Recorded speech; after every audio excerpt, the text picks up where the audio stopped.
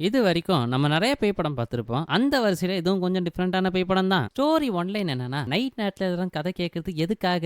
தூங்குறதுக்காக. ஆனா இங்க சாகிறதுக்காக. So late பண்ணாம மூவிக்குள்ள போலாம். அதுக்கு முன்னாடி இப்பதான் நம்ம சேனலை ஃபர்ஸ்ட் டைம் பாக்குறீங்கன்னா லைக் பண்ணிட்டு சப்ஸ்கிரைப் பண்ணிக்கோங்க. அப்படியே பெல் பட்டனையும் ஆன் பண்ணிக்கோங்க. அப்பதான் நான் போடுற வீடியோஸ் உங்களை வந்து சேரும். நான் உங்கள் தமிழ் வாய்ஸ் ப்ரோ. ஸ்டார்டிங் சீன்ல வெளியவோ நல்லா மழை பெய்யுது. அப்ப மேல ஒரு அம்மாவும் நல்லா படுத்து தூங்க. சடனா டிவி ஆட்டோமேட்டிக்கா ஆன் ஆகுது. அப்ப கீழே வந்த அந்த அம்மாவும் டிவி ஆஃப் பண்ண again and again TV on ஆகுது. அதை பார்த்து அந்த அம்மாக்கும் பயம் ஸ்டார்ட் ஆகுது. லைட்டோ விட்டு விட்டு அடிக்க அப்ப சடனா ரூம் டோர் லாக் ஆகுது. லைட்டும் ஆன் ஆக இப்போ ஷோபாலயோ ஏதோ பொம்மை இருக்க அதுவோ பிளே டைம் சொன்னதும் லைட் பிளிங்க் ஆகுது. ஃப்ரீக்வன்சி சவுண்ட்ஸ் எல்லாமே ரைஸ் ஆகுது. அப்ப அவளை ஏதோ ஒரு உருவம் அட்டாக் பண்ற மாதிரியே வர கட் பண்ணா ரேடியோ ஸ்டேஷன்ல ஒரு சூட்ட முடி காடி இருக்கா. அதான் பத்தோட ஹீரோயின் பேரு கேண்டி. இப்ப கொஞ்ச நேரத்துக்கு முன்னாடி ஒரு சீன் வந்தது இல்லையா, அதுதான் இப்ப ஸ்டோரியா சொல்லிட்டு இருக்கா. அப்ப அவளோ அவளோட அஸ்கி வாய்ஸ்ல உங்களுக்கு நைட் நேரத்துல ஒரு நல்ல பேய் கதை கேட்க பிடிக்குமான்னு கேட்க, இல்ல நீங்க ரொம்ப பயப்படுவீங்களா, அப்ப ரேடியோ டியூன் ஆஃப் பண்ணிக்கோங்கன்னு சொல்ல அப்புறம் 1 2 3 நைட் மேர் ரேடியோன்னு இன்ட்ரோடியூஸ் பண்றாங்க. படத்தோட பேரு இதுதான். கட் பண்ணா நம்ம கேண்டியோ நைட் ஷோக்கு ரெடியா வரா. அப்ப சைட்ல பார்த்தா ஒரு கிஃப்ட் பாக்ஸ் இருக்கு. அதை ஓபன் பண்ணி பார்க்கறா. ஜாக்ன்றவன் உங்க வாய்ஸ் எனக்கு ரொம்ப ரொம்ப பிடிக்கும் அப்படின்னு சொல்லி மெசேஜ் அனுப்ப அதுக்குள்ள ஒரு லிப்ஸ்டிக்கும் இருக்கு. அதை பார்த்துட்டு பூஸ்ட் ஏற்றிட்டு நெக்ஸ்ட் கதை சொல்றது கிளம்புறா. அந்த ரேடியோ கேட்டுட்டு இருக்கவங்களுக்கு ஒரு சேலஞ்ச் கொடுக்குறா.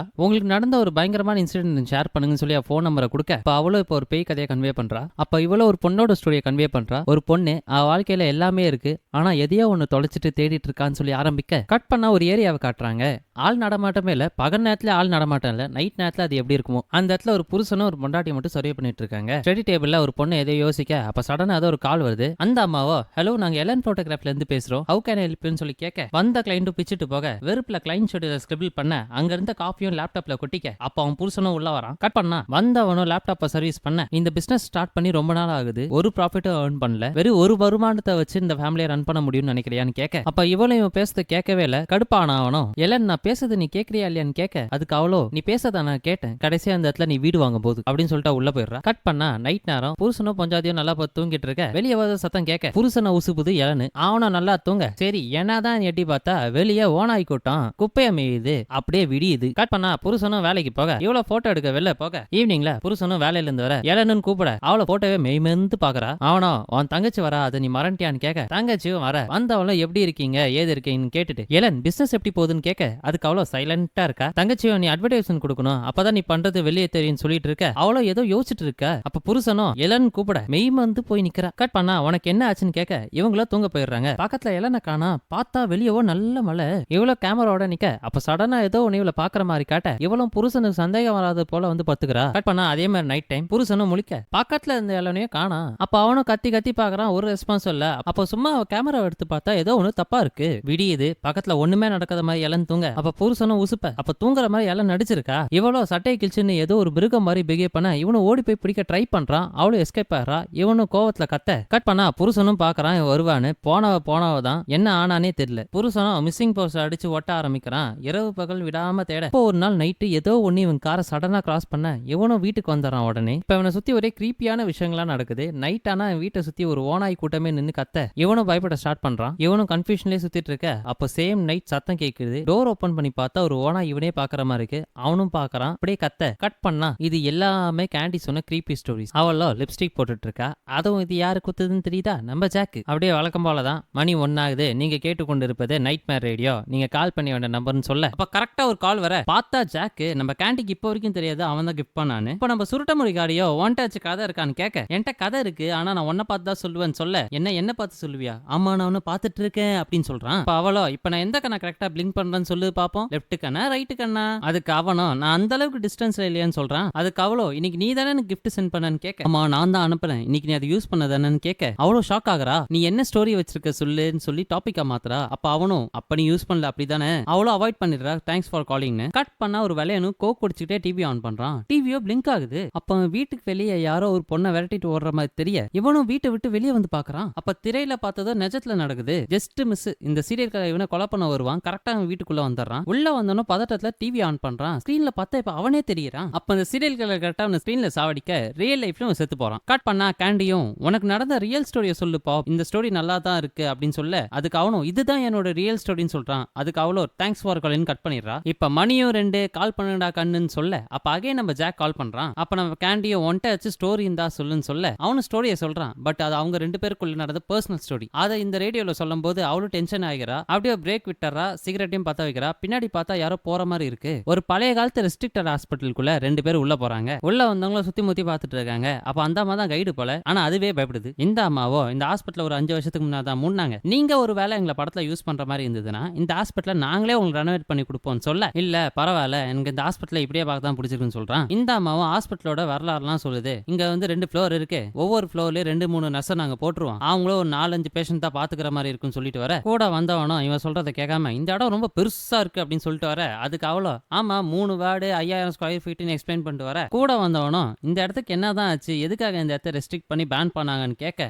அதுக்கு அவ்வளோ ஒரு கதை சொல்ற. அதுக்கு அவனும் கதையை ஸ்டார்ட் பண்றதுக்கு முன்னாடி ஒரு வீடியோ எடுத்துக்கலாம்னு சொல்ல, அவனும் ஒரு செல்ஃபி வீடியோ எடுக்கிறான். அது மாதிரி அவங்க ப்ரொடியூசருக்கு காட்டுறான். இதுதான் இடம், இந்த மாதிரி இந்த கிரீப்பியான இடம் கிடைச்சது ரொம்ப சந்தோஷமா இருக்கு, நம்ம படத்தை சூப்பரா எடுக்கலாம் சார் அப்படின்ற மாதிரி எக்ஸ்பிளைன் பண்ணிட்டு இருக்க. அப்ப கரெக்டா கேமரா அந்த அம்மா பக்கம் திருப்ப, நீங்களும் 2-3 வார்த்தை சொல்லுங்களேன். அப்ப அவங்களும் இந்த டாக்டர் ரொம்ப நல்லவர், வல்லவர், நாலு தெரிஞ்சவர், நீங்களும் படத்தை ரொம்ப சூப்பரா எடுக்கலாம், என்னோட வாழ்த்துக்கள் அப்படின்னு சொல்லி அவங்களும் சொல்ல, அந்த அம்மாவை மேரி வீவர்னு ஒரு பேஷண்டோட கதையை சொல்ல, அவங்க இந்த 502 ரூம்ல தான் இருப்பாங்க. அது ரூமுக்குள்ளே போய் பார்த்தா ஒரு பெட், அந்த பெட்டுக்கு மேல ஒரு ட்ரெஸ் இருக்கு. அது நம்ம மேரி வீவர் யூஸ் பண்ண ட்ரெஸ்ஸா என்னன்னு தெரியல. வந்தவனா அதை போட்டோ எடுத்துட்டு பெட்டை தள்ளிட்டு அப்படியே ஒரு டோரை ஓபன் பண்றான். ரூமுக்குள்ள வந்ததும் அந்த அம்மா வச்சு ஒரு வீடியோ எடுக்கிறான். அப்ப அவனும் இந்த வீடியோ பார்த்துக்கிட்டு இருக்கிற ஆடியன்ஸ் கிட்ட கரெக்டா சொல்லுமா அப்படின்னு சொல்ல, இந்த இடத்துக்கு வந்தது மெயின் ரீசன் என்ன அப்படின்னு பாத்தீங்கன்னா மேரி வீவர் அவங்க வந்து இறந்து போயிட்டாங்க. அவங்களோட கதையை தான் அப்ப நம்ம படமா எடுக்க போறோம். அதுக்காக தான் இந்த இடத்த நம்ம சுத்தி பார்க்க வந்திருக்கோம்னு சொல்ல, கட் பண்ணா வந்தவனா மேரி மேரின்னு கத்துக்கிட்டு ஒவ்வொரு ரூமா பார்த்துனுக்குறான். அப்ப வந்தவனா அங்க இருக்க ஒரு வீல் சேரை போட்டோ எடுக்கிறான். இவ்வளவு அந்த வீல் சேரை பாக்குறா. ரொம்ப நேரமா அதே பார்த்துட்டு இருப்பா போல. சடனா அவன் சைட்ல வந்துட்டு ஹேன்னு கூப்பிட இவ்வளவு பயப்படுறா. அப்ப இவங்களும் அந்த இடத்துக்கு கரெக்டா போக வீல் சேரும் முன்னாடி நவுறுது. அப்படியே பேசிக்கிட்டே இவங்க 2 பேரும் எங்க வராங்கன்னு பாத்தீங்கன்னா ஐசியூ வார்டு கிட்ட வந்துடுறாங்க.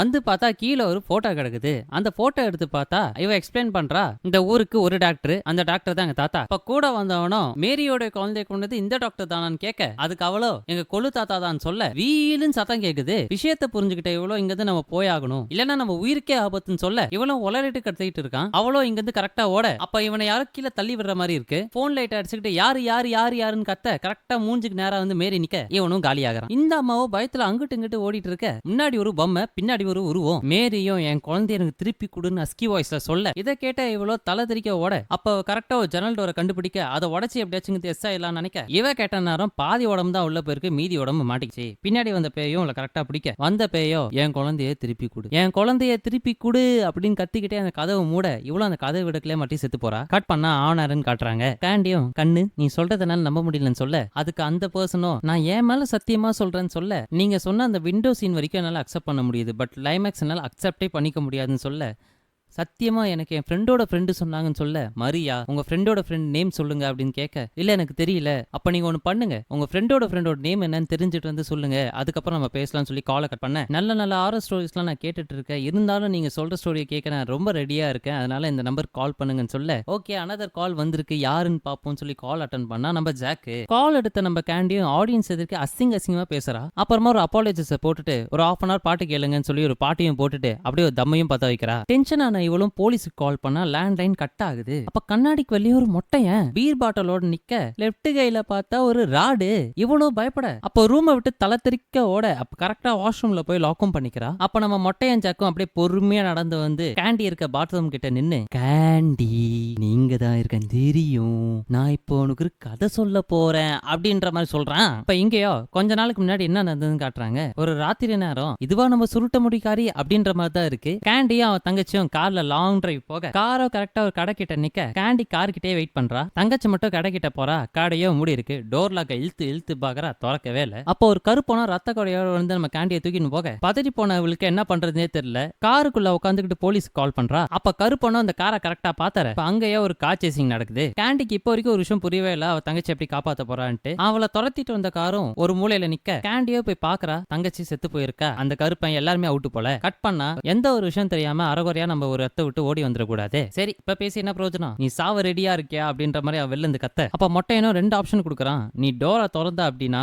நான் உள்ள வருவேன், அனுபவிப்பேன், போயிருவேன். அப்படி டோரை திறக்கலனா நான் உடச்சுக்கிட்டு உள்ள வருவேன், உன்னை கொல்லுவேன், அனுபவிப்பேன், அப்புறமா போவேன். ஆப்ஷன் ஏவா ஆப்ஷன் பியா அப்படின்ற மாதிரி கேட்கறான். அப்ப மொட்டையனும் கவுண்ட் போறான் 1 2 3ன்னு. அதுக்குள்ள வந்து நம்ம கேண்டியோ டோரை திறந்துடுறா. டொரண்ட் என்ன சொல்றானா, சீக்கிரம் உள்ள வந்துட்டு வேலையை முடிச்சுட்டு போ அப்படின்ற மாதிரி பேசுறா. இங்க மொட்டையனும் உள்ள போக, கட் பண்ணா ஆட்டுக்குள்ள ஒரு பண்ணை, அதுக்குள்ள ஒரு ஃபேக்டரி, அதுக்குள்ள ஒரு ஃபேமிலின்னு மாதிரி காட்ட அங்க பையனும் அப்பா கிட்ட அப்பா ஒரு மணி நேரத்துக்கு மேல ஆகுது நம்ம சீக்கிரமா அதை கொண்டு போகணுன்ற மாதிரி ஏதோ ஒன்று பத்தி பேசுறான். அதுக்கு அப்பாவோ எனக்கு தெரியும் நீ போ அப்படின்ற மாதிரி சொல்ல வெளியே ஒரு டூரிஸ்ட் வந்து நிக்கிறாங்க. இவனும் அப்பா கிட்ட அப்பா வெளில ஒரு டூரிஸ்ட் வந்திருக்காங்கப்பா நம்மளுக்கு ஒரு நல்ல பிசினஸ் மாட்டி இருக்கு சுத்தி காட்டலாமா அப்படின்ற மாதிரி கேட்கறான். அதுக்கு அவரோ வந்தவங்கள அனுப்பி விட்டுரு டூரிஸ்ட் டைமிங் முடிஞ்சிருச்சு அப்படின்ற மாதிரி சொல்றாரு. இவனும் கோவத்துல வரான். பட் அவன் அதை பண்ணவே இல்லை. வந்தவங்கள கூட்டு போயிட்டு எல்லாத்தையும் சுத்தி காட்டுறான். அப்ப பேஸ்மெண்ட் கீழே போயிட்டு இதை பாருங்க அப்படின்ற மாதிரி காட்ட ஃபர்ஸ்ட் அந்த அம்மா பாக்குறாங்க. நெக்ஸ்ட் அந்த பையன் பார்க்கும்போது இவன் பின்னாடி ஒரு கத்தி மாதிரி இவன் எடுத்து வைக்கிறான். அடிக்க வரலான்னு வரும்போது அந்த அம்மா வாங்கிக்கிறாங்க குறுக்க பூந்து. இப்ப வந்த உடனே இவன் தப்பிச்சா போகுதுன்னு சொல்லி ஓட அப்ப கரெக்டா அவங்க அப்பாவோ பிடிச்சிடுறாரு. பையன் கிட்டயா ஹார்ட் எங்க இருக்குன்னு தேடு அப்படின்ற மாதிரி சொல்ல படம் பாக்குற நமக்கே இப்பதான் புரியுது அவங்க மனுஷங்கறி சாப்பிடுவாங்கன்ட்டு. அந்த பையனோட கறியை தான் இப்ப ஃப்ரெஷ்ஷா சமைச்சு அவன் பொண்டாட்டி ஊட்டி விட்டுட்டு இருக்கான். அப்படியே கட் பண்ணா